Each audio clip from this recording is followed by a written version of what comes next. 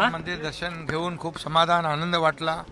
म्हणजे इथं येण्याची संधी आणि भाग्य लाभलं। खरं म्हणजे खूप परिसर पाहिला, किती हजारो वर्षापूर्वीचा इतिहास आहे आणि इथं आता दर्शन घेऊन हे दर्शन झालं, आता अयोध्येचं दर्शन घ्यायचं आहे।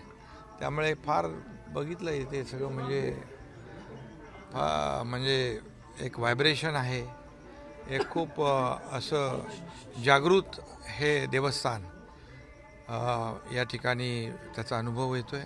खूप आनंदाने समाधान। या मंदिराच्या विकासासंदर्भात अनेक वर्षांपासून मागणी आहे। बिलकुल यामध्ये राज्य सरकार पुढाकार घेईल आणि आपले आमदार आशिष जयस्वाल त्याचा पाठपुरावा करतात, खासदार आपले तुमाने पाठपुरावा करतात आणि मला वाटतं याच्यासाठी आशिष कुठे आहे, याच्यासाठी काही या कामासाठी विकासासाठी काही कमी पडू दिलं जाणार नाही।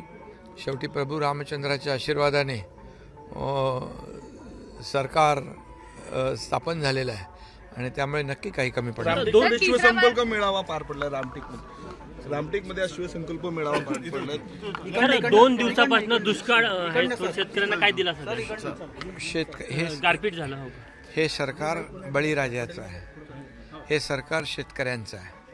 म्हणून आपल्या सरकारने शेतकऱ्यांसाठी आतापर्यंत असे अनेक निर्णय घेतले जे यापूर्वी कधी घेतले नव्हते। मग नुकसान भरपाई देण्याचे निर्णय असतील, NDRFच्या दुप्पट निर्णय आपण घेतले, 2 हेक्टरची मर्यादा 3 हेक्टर वाढवली, शेतकऱ्यांना केंद्राप्रमाणे मोदी साहेबांचे 6,000 तसे 6,000 आपण दिले, पीक विमा 1 रुपयात दिली आणि हे नुकसान भरपाई देखील देताना कधी सरकारने हात आखडता घेतला नाही। आता जे गारपीट अवकाळी झालेलं आहे, शेतकऱ्यांना त्याची मदत मिळेल, शेतकऱ्यांना सरकार वाऱ्यावर सोडणार नाही। रामटेकवर क्लेम कायम असेल, आज मेळावा झाला तर। ABP माझा, उघडा डोळे बघा नीट।